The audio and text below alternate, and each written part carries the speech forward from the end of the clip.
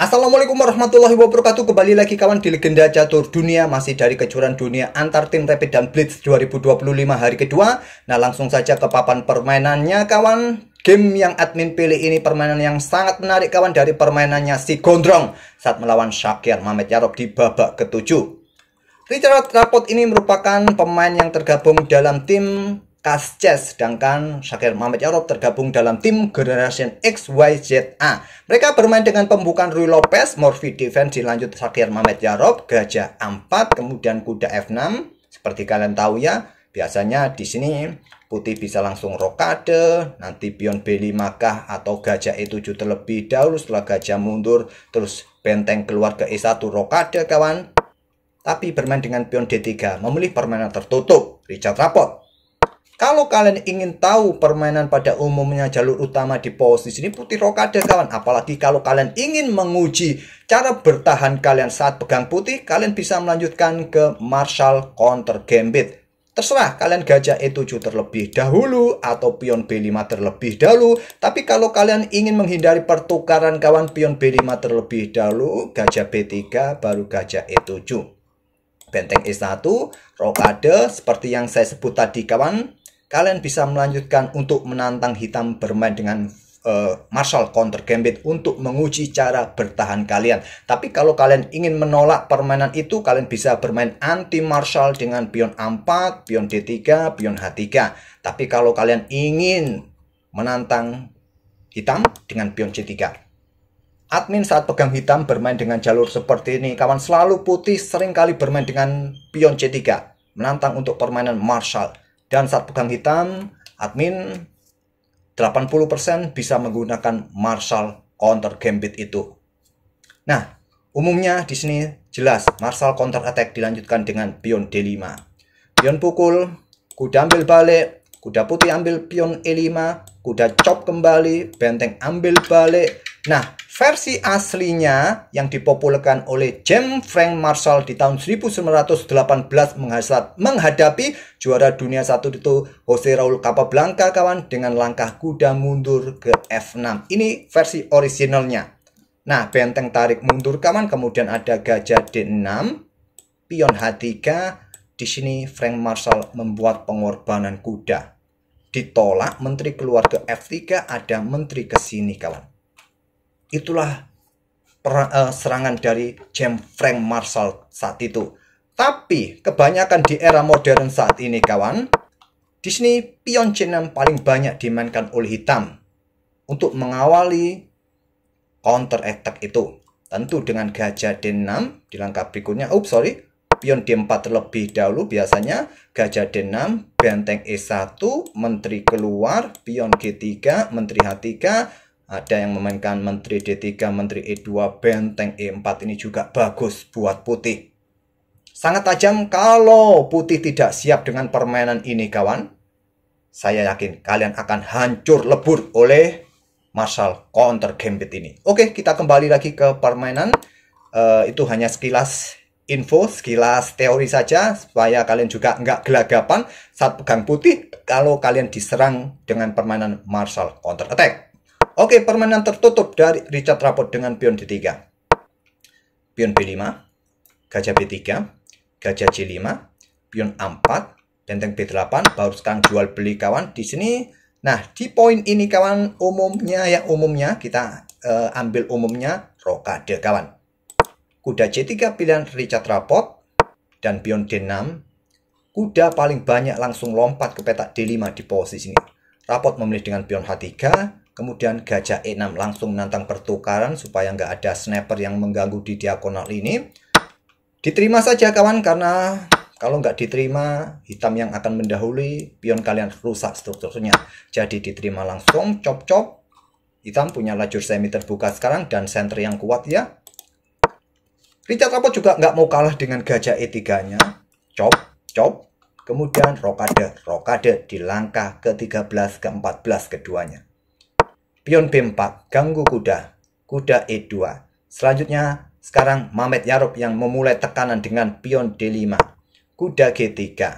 Berikutnya, menteri E7. Kenapa gak dilanjut seperti ini saja? Supaya pion putih ini bertumpuk. Ya, nggak akan diladani oleh putih, kawan. putih akan melangkah kuda G5 menyerang dua pion ini. Nah, pion E4 akan didapatkan kembali tanpa merusak struktur bangunan pionnya. Jadi menteri E7 terlebih dahulu menteri E2. Kemudian menteri C5. Menarget pion ini kawan, menarget pion ini. Kenapa tadi nggak jual beli seperti ini untuk membuat pion putih double? Ya salah satu opsi juga.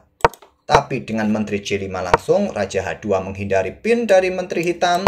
Kemudian pion D4.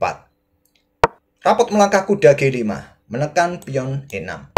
Ada benteng B E8.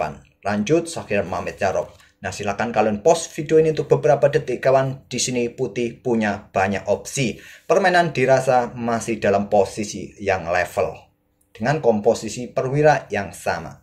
Cuma sekarang kita lihat benteng ini punya posisi yang bagus di lajur A. Sama-sama punya lajur di lajur F ya. Keduanya lajur F ini terbuka kawan bagi benteng masing-masing. Silakan kalian pause video ini kawan. Apa kejutan yang dibuat oleh Richard Rapport di posisi ini? Banyak opsi, seperti kuda H5 menantang pertukaran kuda, benteng AC1 mempertahankan pion ini sebelum ditinggal menteri. Di sini kawan, Rapport membuat kejutan. Benteng meluncur ambil kuda F6. Langkah brilian pertama dari Richard Rapport. Diambil menggunakan pion. Kalau menggunakan benteng di sini, maka menteri ini keluar. Dan bahaya sekali kawan, bahaya sekali. Targetnya pion H7, benteng di belakang, sangat-sangat akan merepotkan. Oke, pilihan terbaik, ambil menggunakan pion dan selanjutnya seperti yang ditunjukkan garis biru, pengorbanan kedua dari si gondrong. Rapport ambil pion E6. Korban kuda kawan, diterima juga. Benteng ambil kuda E6. Menteri keluar ke G4 cek, raja F7 dan berikutnya kuda F5. Apa ide pengorbanan Rapport kawan? Dia hanya mendapatkan kompensasi apa ya? Hanya mendapatkan kompensasi satu biji pion. Apa yang dipikirkan oleh Richard Rapport? Apakah ada ide ke sini?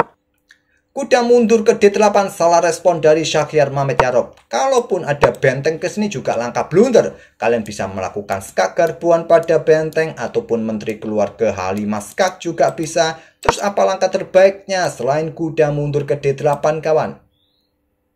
Benteng C8.